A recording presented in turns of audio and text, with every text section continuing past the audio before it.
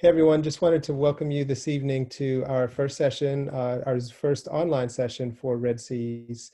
This is an interactive training we're doing through discussion based on racial equity, diversity, systems, environments, and sustainability. Those are lots of ideas that we're bringing together, but they do kind of come together. And we want to first just tell you why we're here, and then really open up this whole session to a lot of discussion. My name is Kevin Primus. I'm a founding past president of the Rotary E-Club of District 7710. And what we're looking at, just as this one concept, is we want to address the expressed needs of our community in a sustainable way. And we want to look at that. And we think that addressing these needs requires the shared understanding of the nature of the systems and environments that perpetuate and exacerbate inequity. I'm going to say that again. Addressing the expressed needs of our community in a sustainable way requires us to have a shared understanding of the nature of systems and environments that perpetuate and exacerbate inequity. Now I'm going to just leave that on the screen. I want you to look at that. We're going to unpack it a little bit more. But one of the ways that we are going to interact is through what we call in education a textually mediated discourse, which means that we have to have a common text to have a good discussion.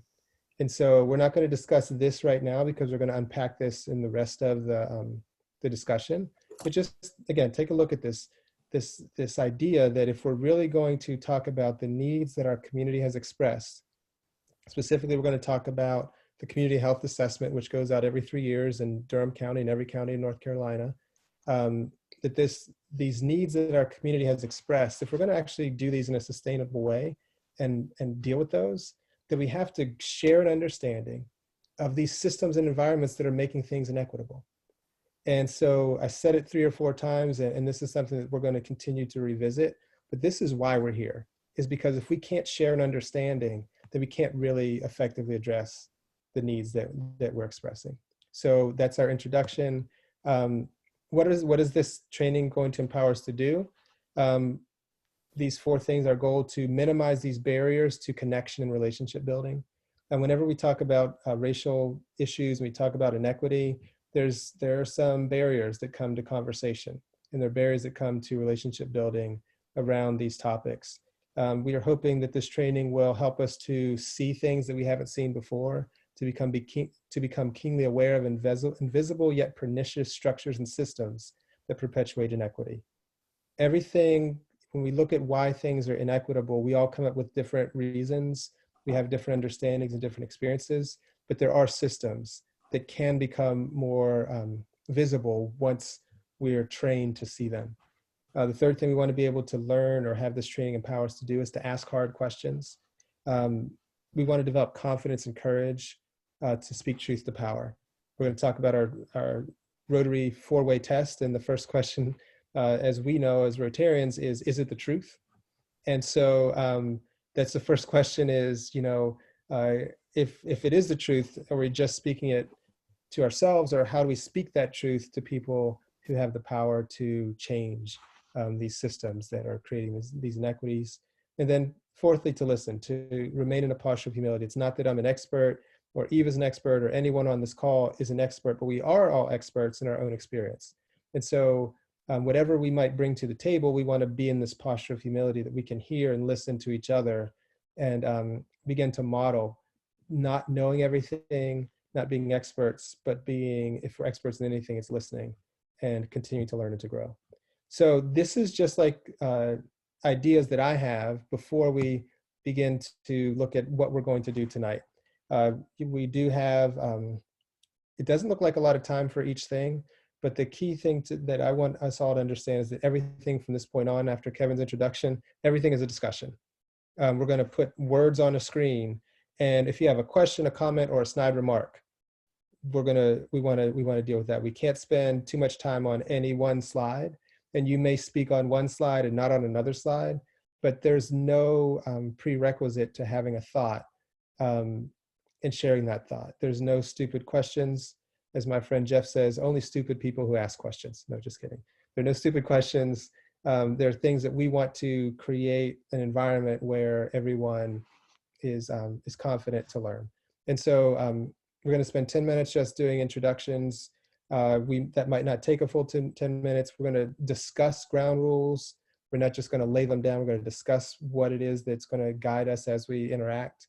We're going to kind of do a review for those who've been on previous Rotary meetings. We're going to do a review of this program of Red Seas, what it's for, what we're trying to do. We're going to look specifically at the four-way test, the Rotary four-way test. We're going to discuss it. We're not just going to introduce it, but we're going to discuss why we think it matters. And then kind of like getting into the meat of what is our long-term goal is we're going to look at our community health assessment priorities. We're going to talk about what the community health assessment is, what are those priorities, and how do we want to team up to address those. We're not going to obviously solve them, but what's going to be our part? And then finally, we're going to look at who are the most marginalized or some of the most marginalized voices in our community, and look at the homework of what we're going to read that's going to kind of give us all a very similar context for racial equity, racial inequity. And that homework, the specific document we're going to read between now and next month is the keynote address from a Duke professor, Eduardo Bonilla Silva, who was the president of the American Sociological Association. So we're not just picking a random, text. We're talking about an actual Durham resident, a Duke professor who actually I haven't actually been to his house, so maybe he doesn't live in Durham, but he plays and he interacts in Durham, he teaches in Durham, and he's a very important thinker in sociology. And this is a really interesting introduction. And with everything we do, again, everything is a discussion. So it's not this professor knows all, and therefore we must bow to him. It is, this is his kind of offering to us, and let's discuss what he has to say. So that's what we're going to do tonight. And now the discussion begins with our introductions. We're just going to ask everyone to share your name and one thing, doesn't have to be the main thing, and one thing that motivates you to be concerned about equity. I am going to go first, so you have a minute. I'm not going to try to share the most profound thought, but I'm going to say that my name is Kevin Primus, and one thing that motivates me to be concerned about equity has been having friends who have come to the United States who are not documented, seeing their children grow up and go to public schools, and realize that a lot of the demographics has changed in Durham to the point where 37% of my kids' high school is Hispanic. They come from Hispanic families, and we still don't have any Hispanic counselors. So the idea that we see this demographic shift happening over a long time, yet parents can't even contact a school and talk to a counselor that speaks their language, is probably lately the most concerning issue that I have, because so much happens in schools and there's so much trauma that's going on that that's just one thing that motivates me to be concerned about equity. And now I turn it over to, I'll go ahead and I'll call on Eve. Hi, everyone. I'm Eve. I live in Durham. I've been here for about 22 years.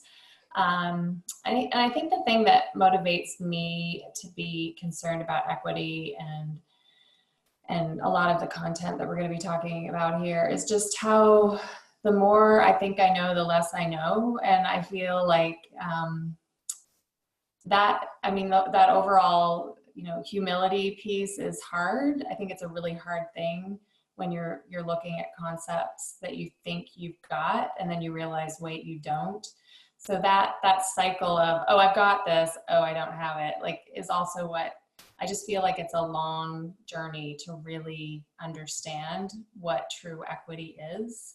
And so parsing that out together is something that I really value, and having these open conversations is just helping me to learn. So I know that's sort of like a roundabout response, Kevin, but yeah, I think just wanting to learn more about what I don't know, and really kind of getting rid of the things I think I know, but I don't know.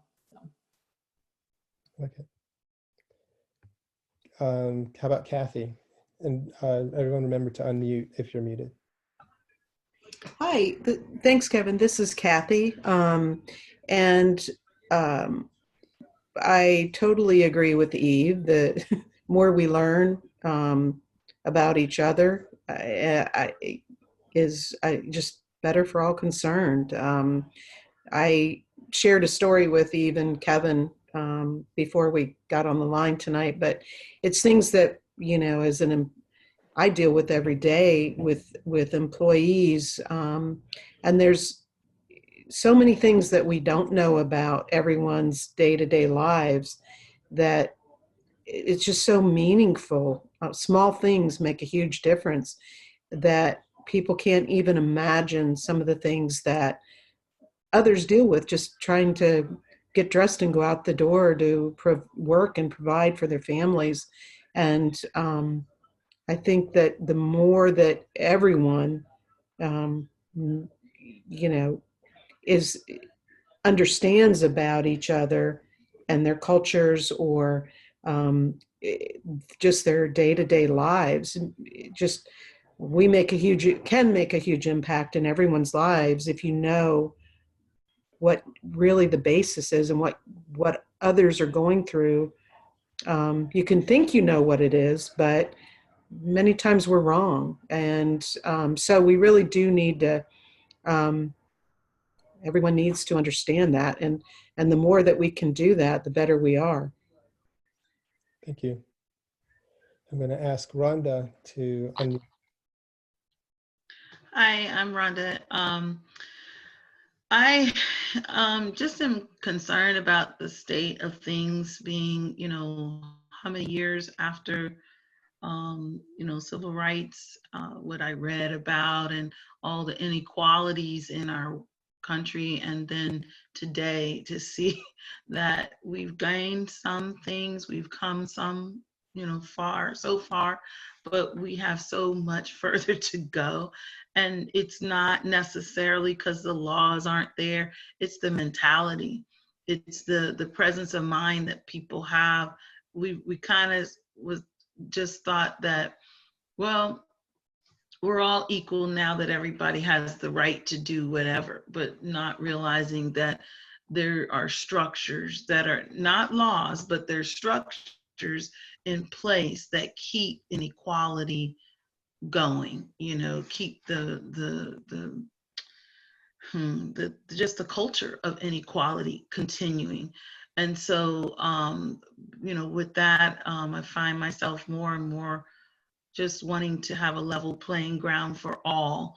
I believe that a lot of the unrest that we see, a lot of the violence that we see, the hate crimes and just things in general that we see are, again, because of the inequality, whether it be the person who feels like the victim or the person that feels that they, have they have nothing, they have nothing to lose, or the other person that feels bothered because of the person who's poor, or just just so many misunderstandings and things like that. If there was equitable, if we were equitable in how we were as a society, as a culture, I think a lot of it, I'm not silly to think that all would go away, but a lot of it would, be resolved. We would have a little bit more people in this world, at least in our country, that care for one another and, support and build each other up. Like you said, with the schools, if our schools are not equitable, then where else will they find equality? If our children are not in a space that's equitable, where else will we find it if it's not in the schools, where everyone's required to go and learn and be together? If equity is, could they find me? It's been a part of my life all my life, so I'm excited to be a part of it and glad that Rotary's leading the way. Thank you, Rhonda. I'm going to ask Lonnie if he can unmute. Okay. Hi, I'm Lonnie. don't know if I can define this as motivational, but the thing that when we start talking about equity, and it comes from a historical reference from the standpoint of when we start talking about busing versus non-busing, supply, fairness, and equity. Sometimes we get those words confused. So for me, what would really motivate me is for us all, all the stakeholders, the shareholders, to define equity in a way that we all can live with it. Because what's equitable to me may not be equitable to you. And so having a common understanding of that word, man, that just getting that taken care of would be really motivating to me. And I think that's part of the problem now, because when we start talking about, we talk about the have and the have-nots, that great divide between those at risk and those that aren't at risk, or those that are in the driver's seats. So defining that for me would be really motivational. Now, and keeping it that simple, it doesn't mean to undervalue how important that is. It's really important, but we have to know what that means for all the stakeholders, those that we will apply it with and those that are applying it, the use of that terminology. So, so for me, that's going to be important. I like that. Alani, if you can keep that in mind when we discuss the four-way tests. I just want you to maybe bring that back up when we get there again. I believe Matt's on the, I'm not as good driving and looking at who's on the call. So I think Matt is here too, if Matt can unmute. Sure. Matt from Durham. For me, I have certainly been born with a lot of privilege in my life, and I know that I am blind to some of the inequities out there. And for me, what motivates me to be here is to learn more and to be more active and vocal from my place. So looking to see what I can do to help. Thank you, Matt. Again, I don't know I don't know who else is on the call, if there's anyone else on the call that came on. Do you see anyone, Eve? No, it's just the six of us. Okay, good. Alexandra Vidaris is texting me, and she's planning to jump on in probably about 10 minutes. And so she's going to talk a little later. I'll let her introduce herself at that time. So the next thing I would like to do, there we go, is to have a discussion about ground rules. And I put on this slide, and again, we're going to look at slides a lot and give everyone freedom to pick out whatever they want to talk to about the slide. I just want to hit these four things and why I put these here. One, the four-way test, as Rotarians, we're familiar with this. And in sociology, we look at where did ideas come from. I'm a sociologist by training, though I did not finish the PhD. And the four-way test came from a group of men who history would have it tell they were white men. And it took a while before women were welcomed into Rotary, as I understand it. And, you know, their Rotary is around the world, so there are different ethnic groups now, but it started in Chicago, or the Midwest somewhere. And it started with four men. And so this is our four-way test. But then I added three others. One that's a more African concept of Ubuntu, one that comes from the doctrine of filial piety, which is on remonstrance, and then one that I learned about recently, the Four Agreements, which comes from a more Latin American background. And so just give a minute if anybody has thoughts about how do we interact. And we're going to go more depth on the four-way test in a little bit. So you know, feel free, but if you have other things from any other group you've been a part of that you want to discuss about how should we interact in this group, think about not just Rotarians, groups that you've been a part of. Just what do you think about any of these ideas, or any ideas that you'd like to add?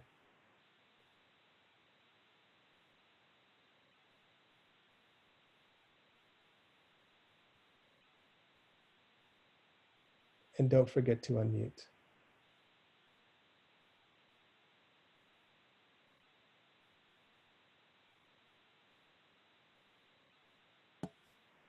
I was just secretly trying to find something that I just recently saw around Buddhism, and some of the philosophies. I was like, wait, that's the four-way test, and I can't find it. So, but it is interesting because I say and introduce the four-way test a lot in my work and work with colleagues, and so I really appreciate the four-way test.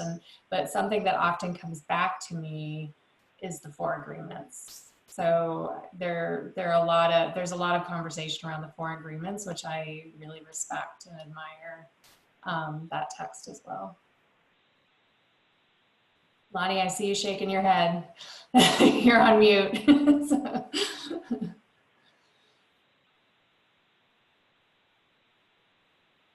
So. Oh. I'm off mute. Okay, good. Hold on. Yes, sir. Yes, sir. Well, again, I come back to that same statement I made earlier. You know, what's especially when we start talking about in today's climate, what's actually the truth. Let me give you an example, and this might be far-fetched, or far away from what we're talking about as far as equity and some other things like that. But someone said, hey, Clint Eastwood, I saw it on Facebook. He died. So there's this firestorm of a rumor going around. Mm-hmm. So in the person's mind that shared that was the truth. So again, we've created a cloud over what's fair and what's true. And, even though we all have our understanding of and belief systems on what's goodwill and better friendship, and how it's going to be beneficial. Well, if I don't have water, it'd be really beneficial to me to get water, but for the folks that have water, it might not be as a bigger line item for them. So, I follow the four-way test, and it's a part of my belief system, but it's as I define it. And often, my kids taught me this lesson, when we would say, well, they would say, what's fair? And I said, well, this is what I think is fair. Well, I make the rules. So what I make the rules, what I say is fair.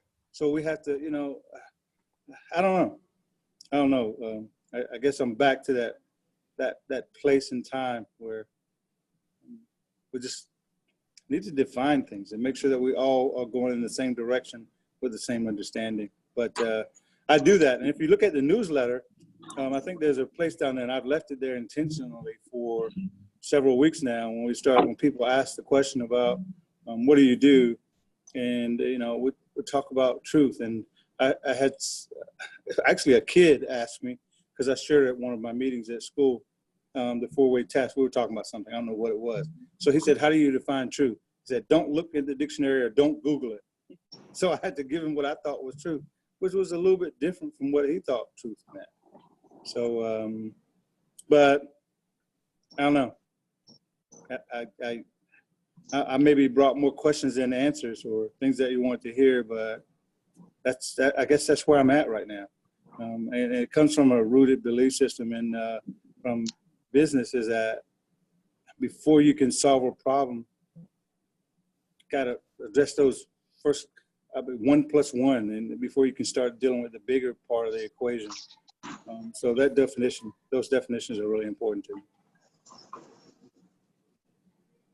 So maybe building on what Lonnie's sharing, when I look at this idea, this Eastern concept, which is, there's a English word for it, so it's not purely Eastern, but it's a value in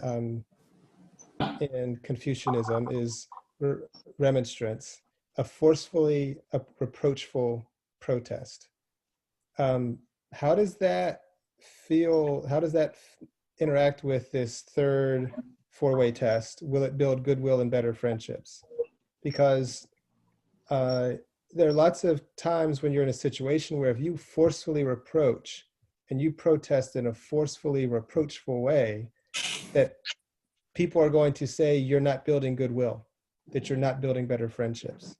So is this an East versus West? Is this, you know, how do we feel about that?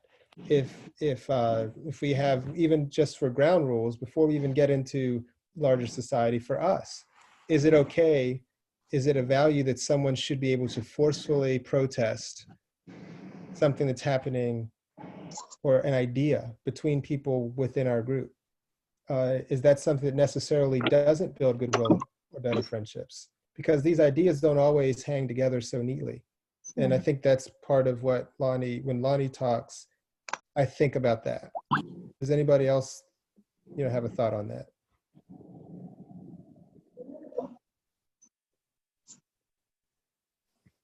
And don't forget to unmute.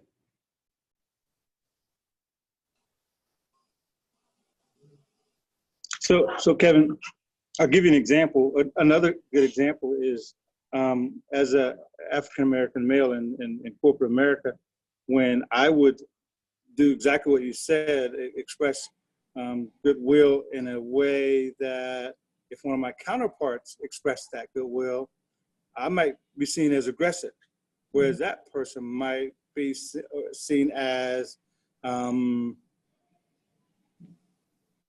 problem solver or something really positive.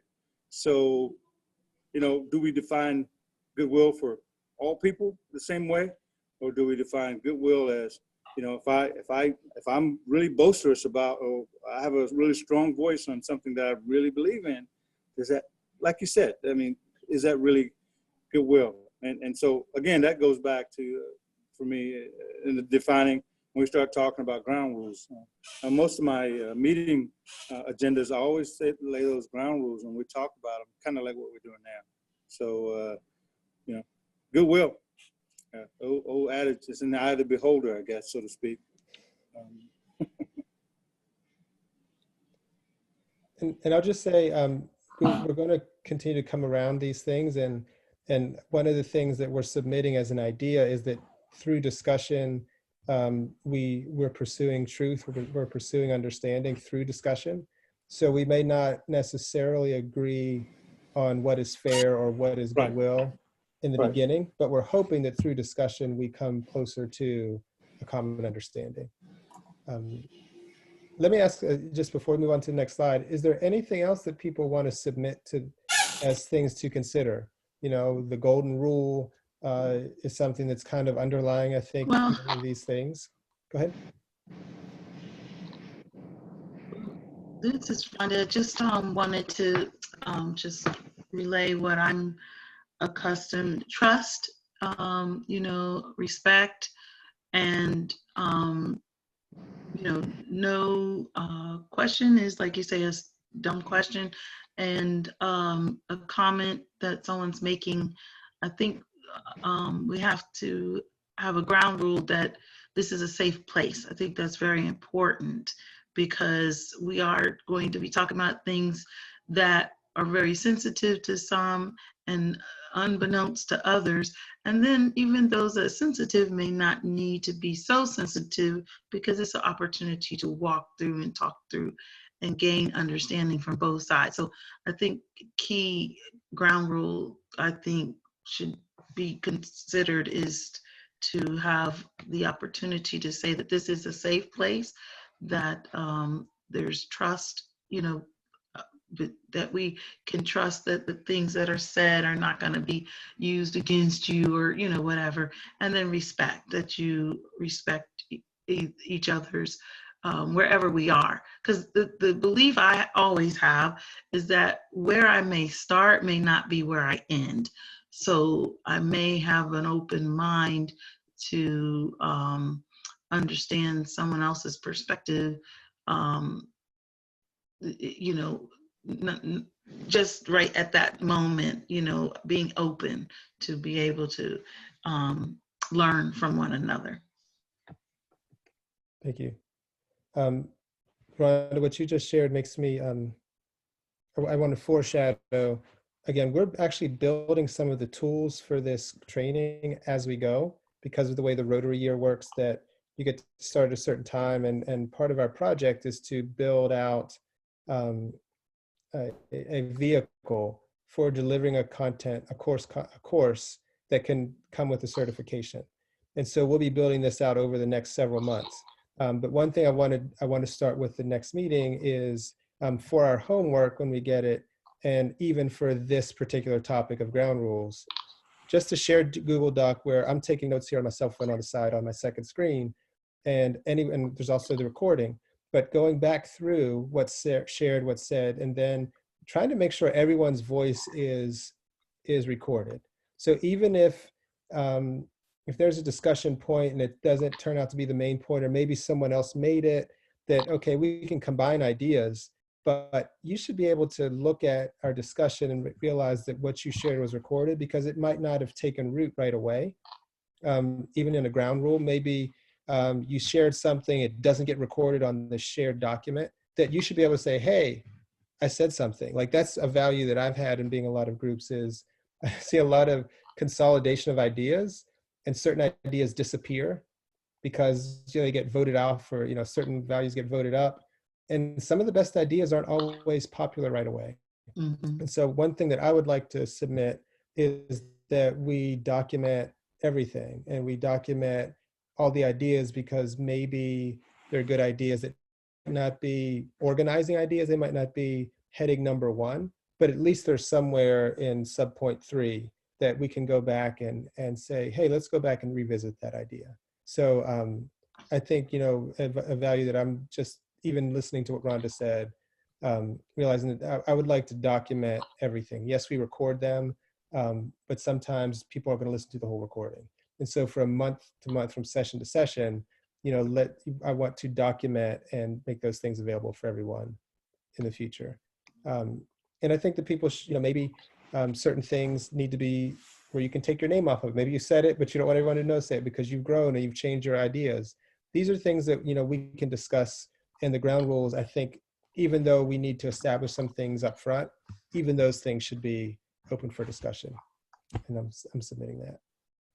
So any other last thoughts before we move on to the next slide? Okay. Can I just add one thing, Kevin? I was just going to say, so one of my favorite ground rules that was passed along by a friend is just to say it raggedy. That's what she says. And I don't know if that came from her or if it's somebody else, but she's always told me, just say it raggedy. We can work it out later. And that kind of goes in line with the presuming positive intent. Like, just, you may not have the words to say what you're feeling, but you want to get it out. I say it raggedy all the time. So just try and get something out, and we can explore it together. So that's great. Alexander's on the line. Great. Alexandra? Hi everybody. Hey there. Thank you so much. This is great. It's been a day of a couple of meetings and overlaps, and I apologize for just jumping on a little after you started. But I'm super grateful to see this kind of work that you're undertaking this work. When it comes to equity, I think that it's it is important to have some shared language and some foundational things that, like what you guys are setting up for this kind of work and these kind of discussions that are pretty heavy. I would say that they're necessary, and it's important to kind of set, as I'm hearing, the ground rules that you're setting up. So don't know if there's anything like if there were introductions, or if there's anything, I'll just follow your lead on what would be helpful for me to share at this point. Sure. So our introductions are very simple. It's just share your name and one thing that makes you interested in the work of equity. Wonderful. Yeah. So my name is Alexandra Valladares. I am Spanish speaking, originally from Honduras, Central America, and I've been living in Durham for over 20 years. So the work of equity is very dear to my heart, especially because I have a vested interest in seeing spaces and seeing opportunities and seeing the fields to be leveled. And so I think that there aren't enough conversations about equity. I think equity should be built into every aspect, every place, we should be equity minded. Thank you. Thanks for joining. Thanks so much.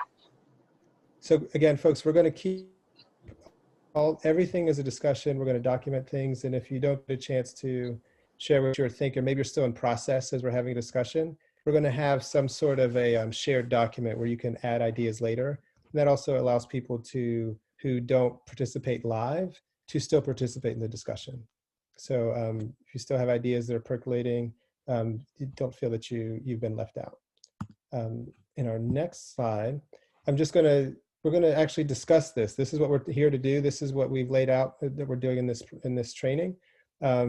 And again, for those who don't know, I was a teacher and a preacher, so I love acronyms and I love mnemonic devices.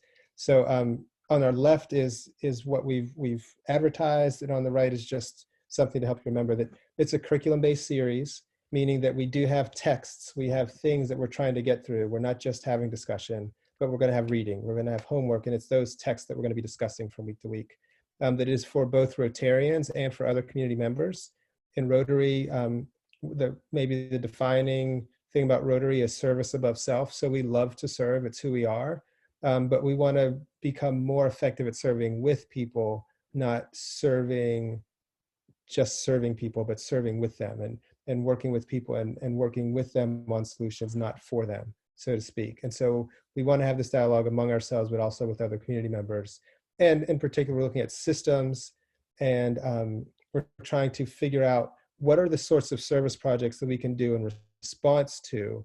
And I'm going to go to the next slide. And I think I'd like to have a little bit more discussion on the next slide, which is this Durham County Health Assessment that we have already as a community asked Durhamites, whether they're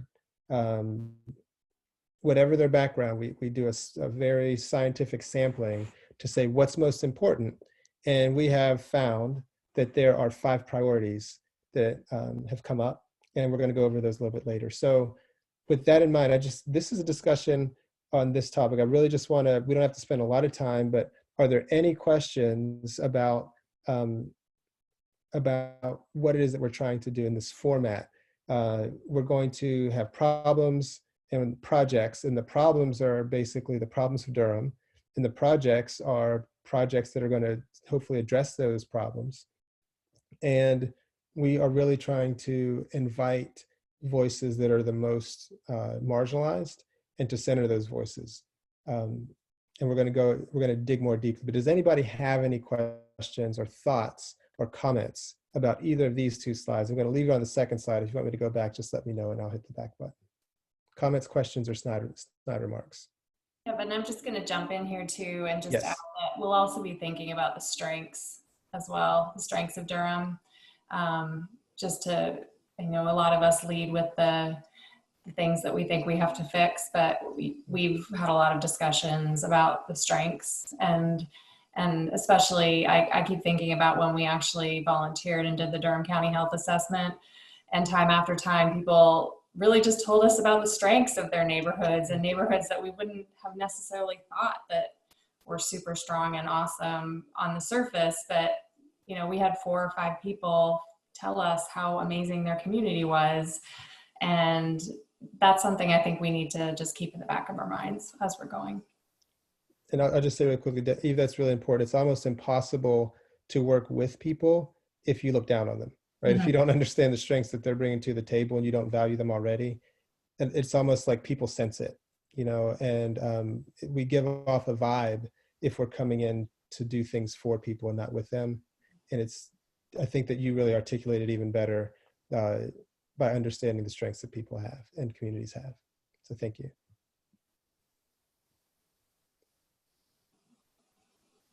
Other questions, comments, or snide remarks?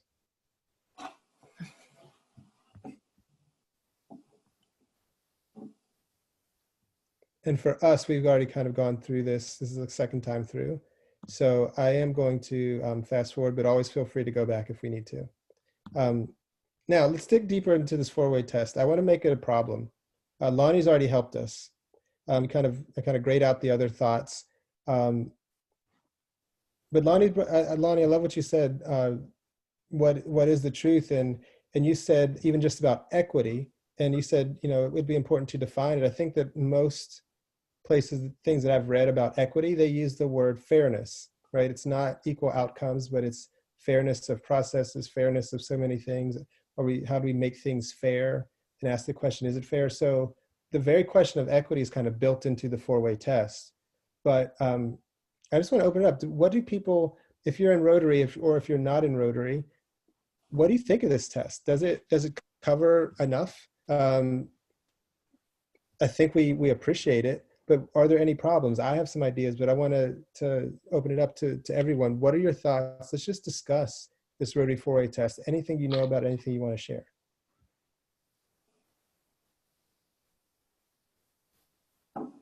And don't forget to unmute.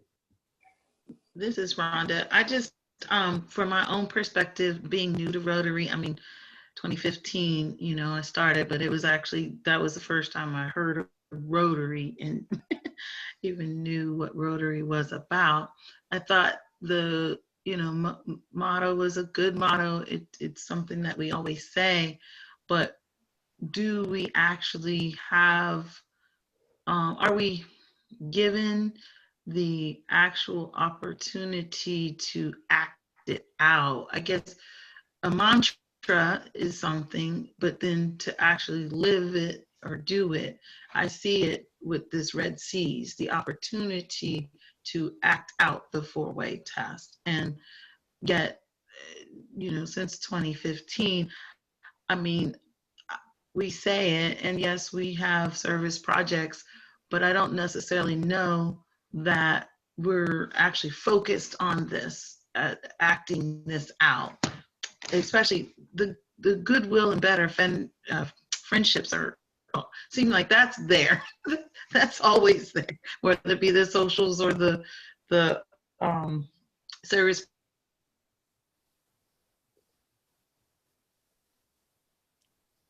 Don't necessarily see lived out, and so it's not that I don't know if we need to make opportunity to live it out or what. I don't know, but anyway, that's my comment.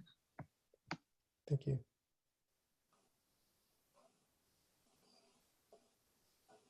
I think the thing that's that I really do like the four-way test, and it clearly for me, even though when we start delving deeper into the words, it defines intent. You know, it says, hey, here's what our intent is all about. It's to be truthful. It's to be fair. It's to spread goodwill. So the intent's there, but again, if you don't further, so I like that. I clearly like the intent. Yeah, I like the intent of the four-way test.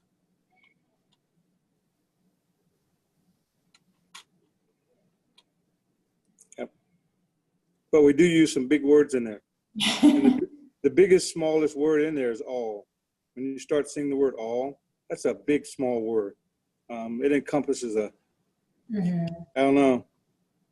I think I agree with you, Lonnie. It's sort of, that's where I get stuck a little bit, because how do you know, right? Like, to me, like, that's a hard thing to be able to assess, and yeah, like, your judgment that you're putting on a situation. So collectively, and of the things we think, say and do. So I guess that's trying to build the framework for all of us thinking collectively together. Yeah. One way I see maybe which would help, like the litmus test that are we doing number 2 and number 4 for sure, would be after each event, whether it be a social service project, do some type of survey to understand what people were to, you know, what they got out of it. Did they feel it was fair? Did they feel it was beneficial? How did they feel that way?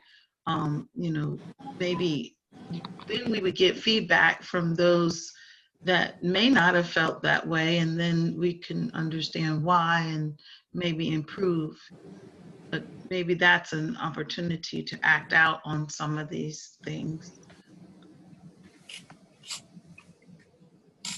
Oh yeah. One thing, one thing that I think our format does not allow us to do 2 and 4 as well in is because I try to pick up on how people are feeling, if they feel it's fair or beneficial, a lot by body language and nonverbal cues. Um, sometimes I might want to speak, and sometimes I might not want to speak. But and some people are good at hiding things. But a lot of times in a group, if you have people face to face and you're watching things, a couple of things that come to mind are the people even at the table who are concerned? Like Lonnie was saying, all is a big word. And so I can define a situation or a project, say, these are the people who are concerned, these are the stakeholders. And then those people who are not concerned, who are not considered stakeholders, a lot of times they deal with the, what we call in sociology, externalities, a big word, or in economics, what are the consequences to people who weren't at the table? What are the consequences to people who weren't invited? And so that's where I think that the four-way test can always be challenged from non-Western ideas. And that this idea, and I'm not an expert, but Ubuntu, that because I am because we are, is going to say that all people are concerned. So they might not be at the table. How do we get them to the table? Why did we not take the effort to bring them to the table? If they're not at the table, what do we need to take the table to them? And I think that those are things that if we're busy people, sometimes we just want to get something done. And I've heard that said from, political people, well, I like to get things done. And sometimes when we get things done, we're not taking the time to make sure that the people are at the table so that they can speak up for themselves. And the idea of stakeholders, I think, is a way that we look at it. But like, going back to what Lonnie was saying, I think that word all, is there a way we can reconceptualize what we're doing to even include more people and bring more people to the table?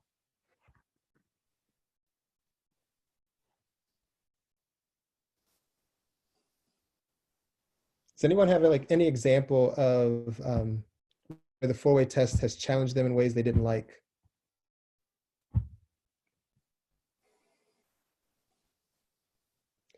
Have you ever felt you failed the four-way test?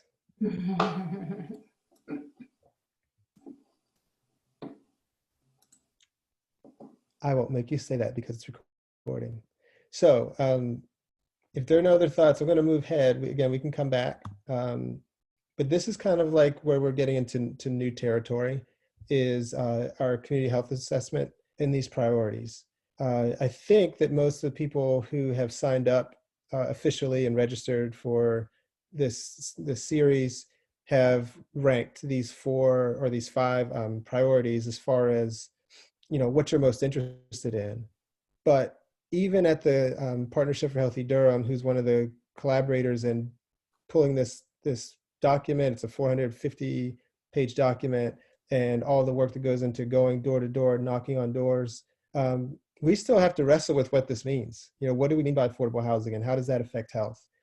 Access to care. These are moving targets, and they're moving because the world is changing around us. I just want to again open this up to discussion. This is what we say Durham County residents have said are their priorities. How do you think about any of these? What did you prioritize, or what do you prioritize as important to you? And then what are your questions or concerns about any of these topics? I just want to open up to discussion what Durham County residents have expressed are our top priorities concerning health. Open discussion. If you can't read them because you're on a phone call, let me just read them aloud.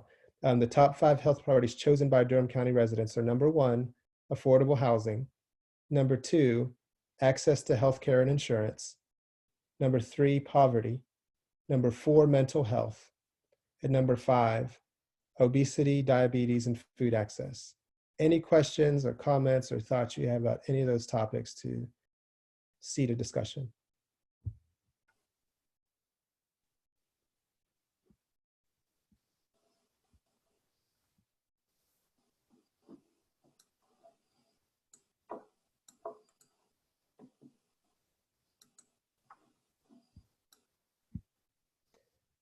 I can ask a more specific question. If you have to be in a group project, which one do you feel the most interested in, and or what do you feel the most qualified to bring a new perspective to, or a different perspective to? For me, I would be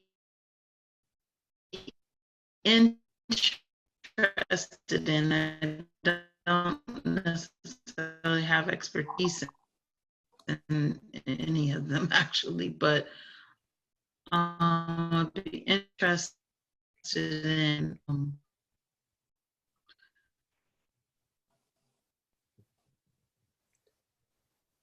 Hey, Rhonda, I don't know if it's just me, but I think your sound is cutting in and out. Would you be able to also type in what you're saying, because I don't know if everyone's able to hear you. Yeah, I lost her too. I wasn't. Yeah, I lost her as well. Rhonda, we love you and we care about you, but we're going to ask you to type it so that we can read it. Could someone cover for Rhonda while she's hopefully typing? Anyone else want to chime in? Kevin, this is Kathy. I'm certainly no expert on these, on many of these topics, but I really think the base is poverty. That drives all the other topics, or poverty and prosperity, I guess, different ends of the spectrum. That drives the affordable housing and access to healthcare and insurance. Also, certainly the food access and food insecurity issues surrounding health issues like obesity and diabetes, and mental health. So I think they're all issues that stem from, that are just all interconnected on the poverty prosperity level. Yeah, that's what I was somewhat noticing. Like if you could kill two birds with one stone, or they all seem to interweave into each other. And if you solve one or focus on one, could you, in essence, fix two or three of them at the same time? I don't know.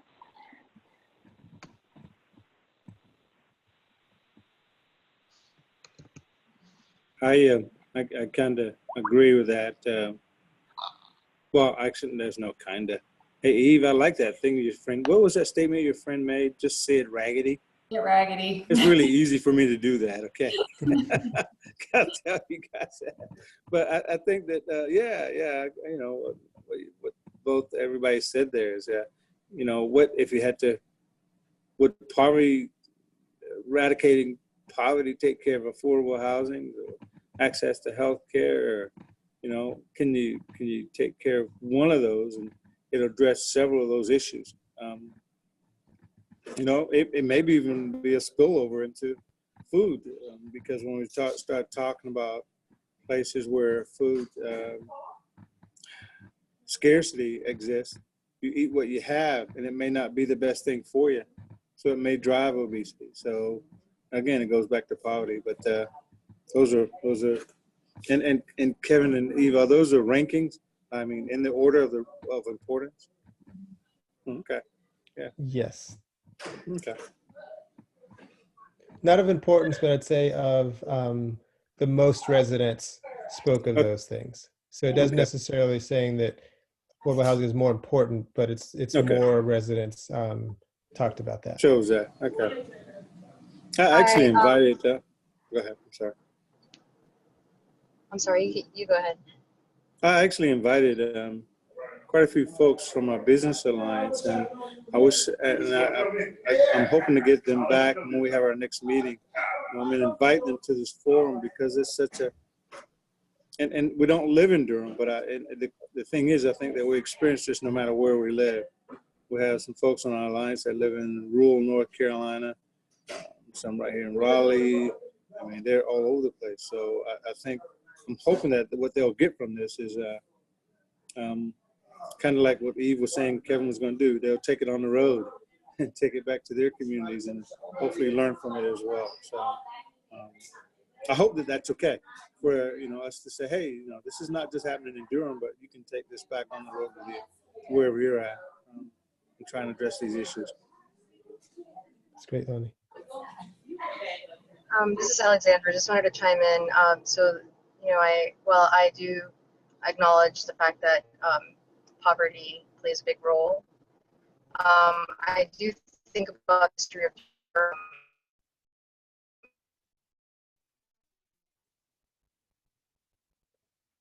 I think Rhonda might be contagious.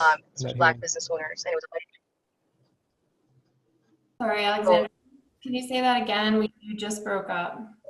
Oh, I'm sorry. I was, you know, acknowledging the premise that poverty is a big factor, but I don't think it's the only factor. I do think that race, in terms of equity, needs to be considered. I was thinking of Black Wall Street, and the fact that Black Wall Street, it wasn't the poorest side of town, and yet Black Wall Street is, you know, was the place that they decided to run 147. There's a history in Durham that kind of shows that even when people are, you know, coming up in terms of like income, that there's still this disregard for valuing the voices and valuing the concerns of citizens. And you know, we have a history in Durham of middle class folks, and based on race, the redlining, you know, the so many different concepts that can't be explained by poverty alone. Even when people are trying to come up, there is a factor that needs to be acknowledged, and that's also race. So the, you know, the color line is definitely a thing. I know that there are a lot of Latino business owners, and you know, the experiences that their children have in Durham public schools can't be attributed to poverty. I mean, some of them are business owners. They are coming up with the way the children are looked at, some of the stereotypes about the aptitude of kids or the opportunities that would be beneficial for them. All of those things, I think, surpass just the poverty argument. I think that there's definitely a race component that needs to be acknowledged as well.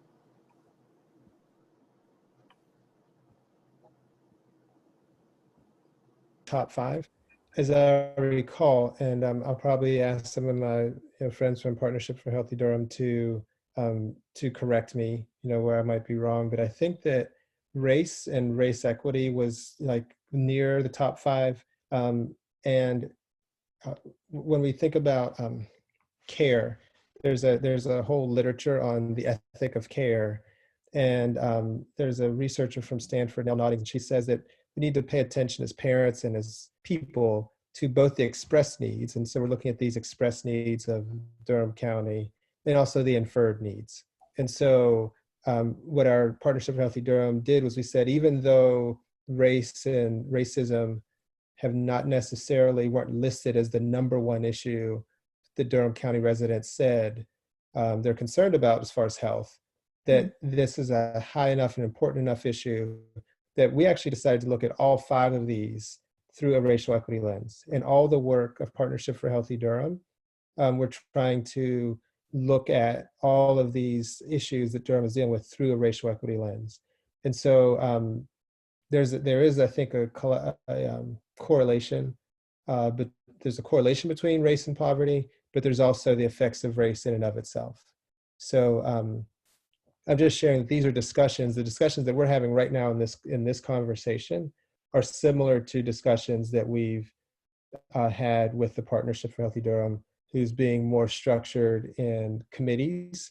And what we're trying to do is to say, it's great that the partnership is doing committee work, but we believe that we can also jump in this work, and we can pull other people, just like Lonnie's saying, we can pull other people into this work, because these are difficult issues.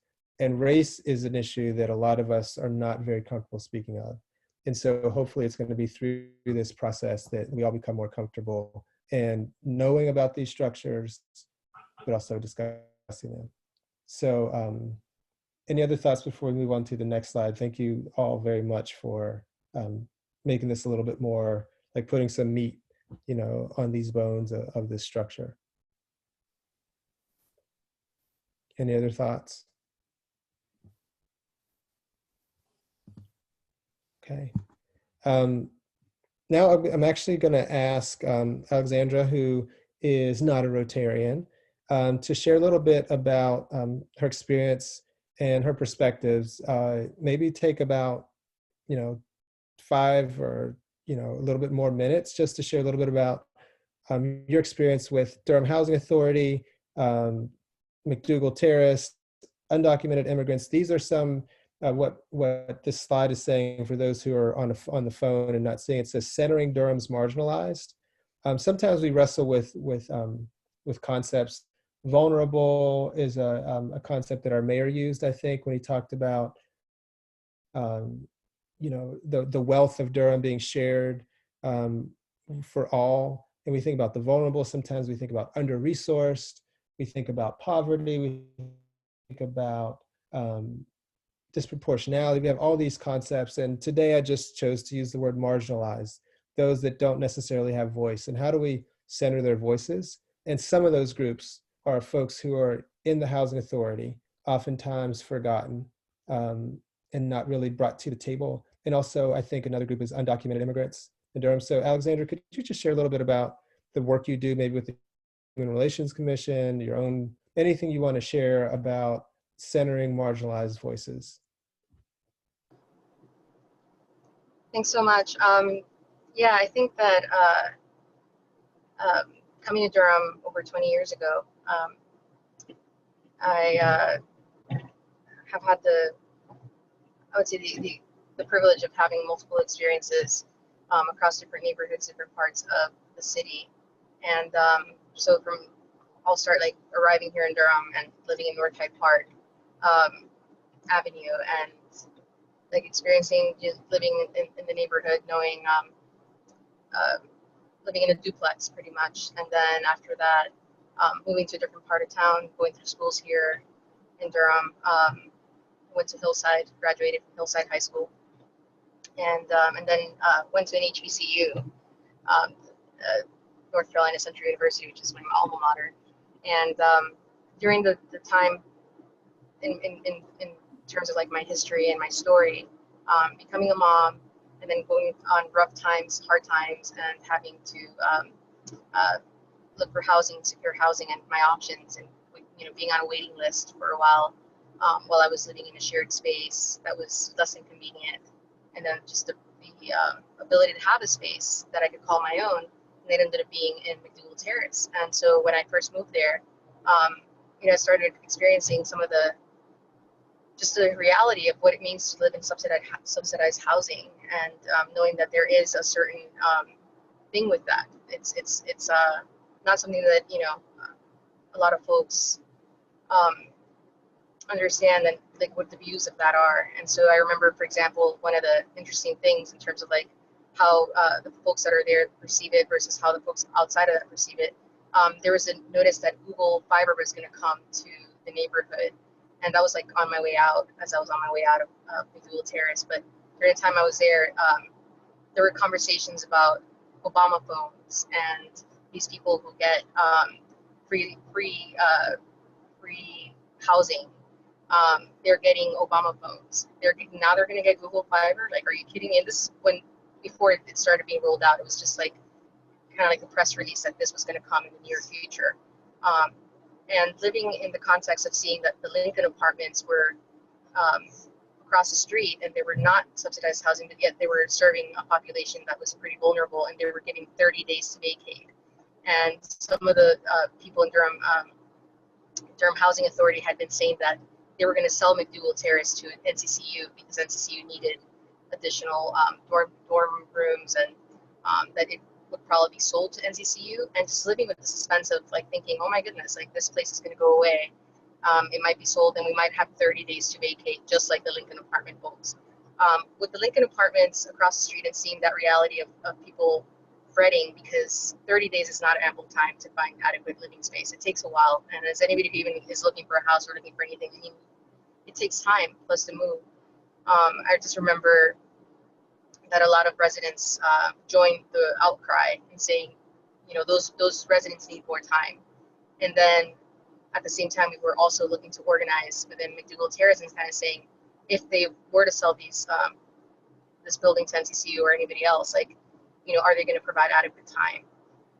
Also, the implications of folks that were working, and the fact that it goes by market value. So for example, in an octuplex, which a lot of the buildings at McDougal Terrace, it's an octuplex, the fact that the market value was very inflated.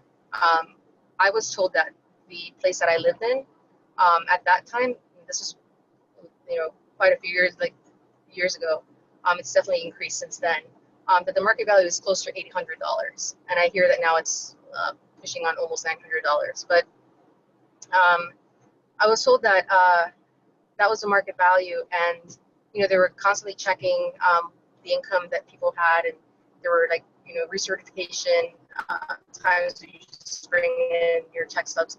I was working at that moment a few hours at NCCU. I was trying to finish my education, and I showed them that I was doing some TA work.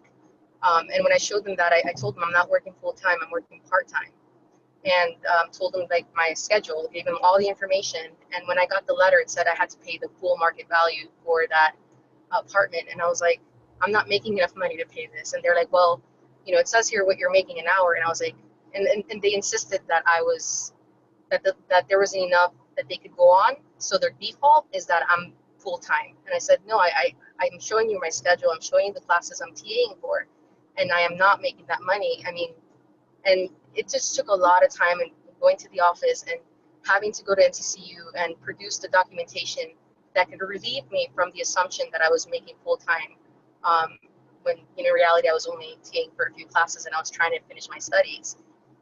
So I did get to experience some of the ways that the residents are not giving the benefit of the doubt. It's almost like the assumption is made for them, and that a lot of people fear that by taking on a job and then having to produce a new thing, that it's going to put them at risk of having to pay the full market value for that property. And I started thinking about the fact that I didn't want to stay there long term. There were a lot of concerns. I mean, we didn't have central AC. Everybody had to buy their own air conditioning, their own units to put it in the windowsill. And I had to buy, I was constantly on the lookout for units, AC units that I could put at the top, because it's a townhouse level. And it's not glamorous at all. There were concerns that the roof had not been cleaned in forever, and in an octuplex there's guano from the bats would come out at 6 p.m. at night, and we just knew this was going to happen. At 6 p.m. at night, all these bats came out, and just the fact that they're not, even when they were going to look into things, whether it's pest control or anything, it definitely was not it wasn't exactly the same level of care that that we felt maybe an apartment complex would give to the space. So there was the upkeeping of it. There was also like I said, the concern that families had that in terms of income and having to get a new job, that would put them at risk of having to pay the full market value. And there was also the safety. And so in numerous times, things were happening, whether shootings or not, and folks would call the cops, and the response time was a little delayed. And part of that was that there was a lot going on at McDougal Terrace. So at that moment, I think that the city has kind of worked on that a little more, and that now there are designated times when patrols have to be there. But for the most part, the response time was really lagging. So all that was sending the message that the people who lived there were on their own in a way. I actually felt, from my own experiences, when I had to call and when I had to look into things, that I wondered, this is definitely living on the side of town that is disregarded, knowing that there was a lot already with the upkeep of the space. There was consideration about hearing from the residents about how to improve that. And I am glad to know that there's a resident council, and there was a resident council when I was there, and that there were meetings, and there was the expectation of the residents there taking part in committees and being able to voice their concerns. But I think that one of the things that I got from my experience there was how easy it is to send the message, and how intentional people have to be about dignifying folks and showing them that they're not any less just because of where they live or the circumstances surrounding their choices. Because I think there are ways that people get dignified. And so, for example, like community service is something that is required of every resident in McDougal Terrace. You have to meet the hours. And I've been community oriented since I've been in Durham. It's been like my joy to do it. But when something is like enforced, like you have to prove your worth. You have to do 10 hours of community service if you are not making enough income to they have different stipulations as to what is the income and what is the rent and how, what those community service hours look like. And so there's some messaging that people who are down in income, like that have reduced income and have to make these choices, like it brought for me the question of like, how do we ensure that we dignify everybody, that we show folks that that they are valuable, that their input is very valuable. And I think that it's been a work in progress. I'm actually glad to see a lot of the community coming out to these neighborhoods and having talks and including the residents and making sure that as the work of equity is taking up and Durham is looking into equity in different levels, that they are including and at least trying to include as many voices in the room. So that's a little bit of that in terms of like living at McDougal Terrace. I have seen also, being an NCCU graduate, I proceeded to get my master's degree from NCCU. Live in a different part of town now, and so work for Duke and kind of seeing also the assumptions made about NCCU students and having to grapple with that and what does that convey. So there's a lot of like having to prove who you are, and I think that's at the end of the day one of the biggest things is like that sense of belonging that isn't readily given to folks. It's almost like you have to prove who you are and prove that you are worthy of being at the table. And that's something else that I would love for equity to kind of take into account. Like I think by mere virtue of being, I mean, we should value voices on the virtue of being here. If you're here in Durham, you have something to add, you have something to bring to the conversation. And it doesn't have to be hoops and loops and all these different things to be able to be a part of a committee or a commission. So I am seeing changes in that direction, and that's giving me a lot of hope. Also for undocumented immigrants, I was an undocumented student, so actually when I graduated from Hillside, during the time I was a high school student at Hillside, I wasn't sure what my future would be, especially because my paperwork had taken over 15 years.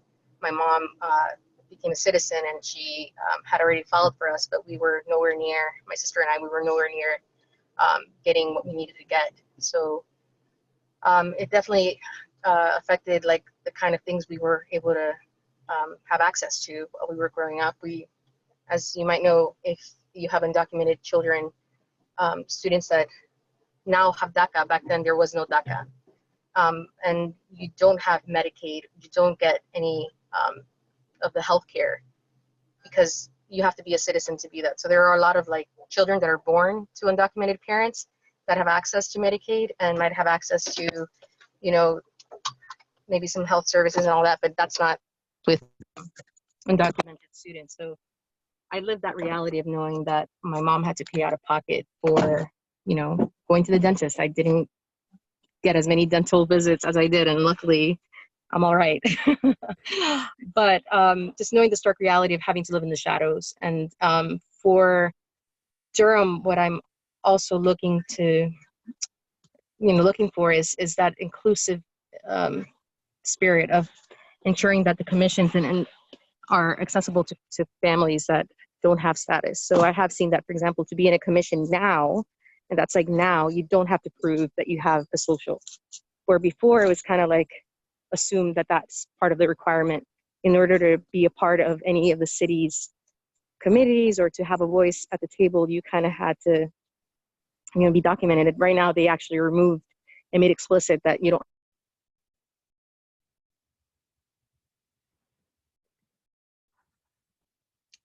Uh-oh.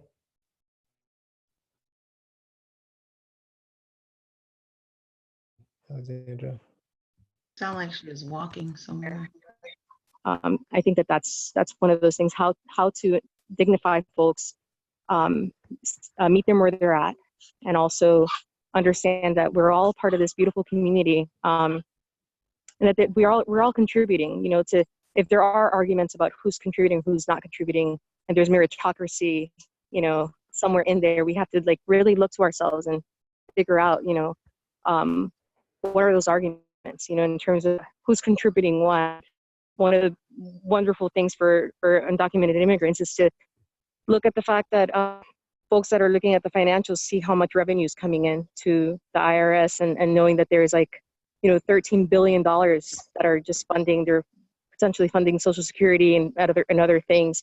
And it's on the labor of undocumented undocumented immigrants that don't really get any refunds. So that there is more coming in than is coming out. Even if the assumptions seem otherwise, like there's some numbers to kind of show like what is the contribution. But we shouldn't have to go to the numbers. We should go on the fact that, you know, as humans, we should be on the side of wanting all of life to thrive. Like everybody, like all of life should be able to thrive, and we should set it up in that sense, in that way. So yeah, just a little bit of my views on those things and experiences. I don't know if anybody has any questions or anything. Thank you. I'm going to also say that Alexandra doesn't know that she's being volunteered to present in the next month or so at our Rotary Club, our regular meetings. So if we don't have a lot of time to discuss, you'll have more chances to ask her direct questions about maybe, I haven't talked with her exactly what the content's going to be, but she's one of the members of our Human Relations Commission in Durham, serves on many other committees. So if you don't get a chance to ask a lot of questions tonight, interest of time, we're going to continue the general conversation. But the idea of centering our marginalized, Alexandra's no longer so marginalized as she used to be, I would say. Yet, when it comes to racial equity, there's what we call intersectionality. Different voices are, no matter, you can't graduate from being Black, you can't graduate from being, you know, brown, you can't graduate from being female, you can't graduate from being queer. I mean, there's certain identities that that you might be able to learn to operate in more effectively, but you can't shed those identities. And therefore, in a lot of places, your voice is heard in different ways. Maybe your voice isn't heard at all. It's not valued. So those are some of the things we want to dig into. And you know, we did get started a little late, but you know, we do want to. I just wanted to say we're going to continue this discussion. Alexandra, thank you so much for sharing your story, or at least the beginning of your story. And I just want to kind of close with what our homework is. And we're going to share a link so you can access it. We have already asked, a lot of people have already ranked their 5 priorities, but everyone that's going to join as we go along, we're going to ask them to also rank these priorities, and we're going to put people into small groups. So we might not do all 5 priorities, we might just have a few priorities for a group project. And we'll send a survey out. If you've already filled it out before, that's fine, but we want everyone to rank those priorities. That's the first piece of homework if you haven't ranked them. Second one is to read. Again, each week or each month, sorry, not each month, but I mean each week, but each month, we're going to have a reading. And generally we'll have 1 or 2, and one of them is pretty much always going to be from the same sociologist at Duke, who's considers himself a Black Latino, or, you know, a brown man, not a white Latino. And if you've ever filled out any census form, it's like, are you white? Are you white Hispanic? Are you non-white Hispanic? He has a very thorough research agenda, and some of his ideas are pretty profound, and you may want to argue with them. But this first reading is called The Invisible Weight of Whiteness, the Racial Grammar of Everyday Life in America. That's a pretty intriguing title, and it's pretty accessible. But this was his keynote address at the 2011 American Sociological Association. So it was actually delivered pretty much as a speech. And this is, I guess, the printed version thereof. And I think it'll be a really good thing for us to discuss. And it's really going to be a big part of what we do next time. And then finally, just asking you who else do you want to hear from? If you know someone that might have a story or perspective that you want them at the table, invite them. And if you have ideas of people that you would like to see or be a part of what we're doing, and you don't know them, but you think, oh, it would be really great if this person could come. I heard this person, has this experience. I'm happy to invite anyone. So we're just inviting you to do that. So again, in the interest of time, we can continue on with the discussion, but this is the highlights. We'll talk to you again exactly how you can participate, and then our four-way test, and finish with that, as is our custom in Rotary, to finish with the four-way test. I'm going to ask Eve, my partner in crime, if she could lead us in the four-way test, and then we can release everyone and continue the discussion if anyone wants to stay on the line. I just want to say thanks, Kevin, and thanks everyone for joining in this evening. And yeah, I think it's going to be really exciting learning opportunity, great discussion we had this evening. I'm really excited. So thank you. So the four-way test are the things we think, say, and do. First, is it the truth? Second, is it fair to all concerned? Third, will it build goodwill and better friendships? And fourth, will it be beneficial to all concerned? Thank you, everyone. I'm going to go on as long as my computer doesn't die. I think I have 5% left. And thank you, everyone, participating. And feel free to ask more questions because we don't have enough time. We'll never have enough time for these sorts of discussions. But feel free to stay or to go. Thanks, everyone. Thanks for recording.